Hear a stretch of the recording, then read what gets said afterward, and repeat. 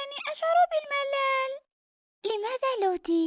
لأننا بالمنزل ولا نستطيع الخروج بسبب حظر التجول. سالي، ما رأيك أن تقرأي لنا قصة جميلة؟ فكرة رائعة أرمينغارد.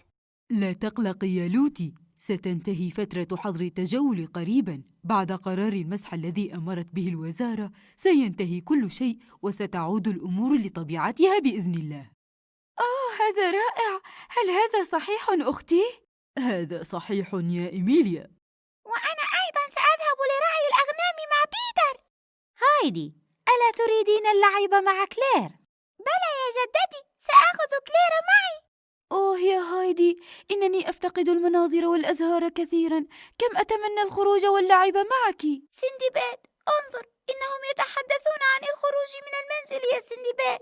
نعم يا ياسمينة، قريبا ستعود الحياة لطبيعتها وينتهي أمر الوباء قريبا ونعود لمغامراتنا معا. هذا رائع. ما رأيكم أن نشكر وزارة الصحة على هذا القرار الجميل؟ شكراً وزارة الصحة.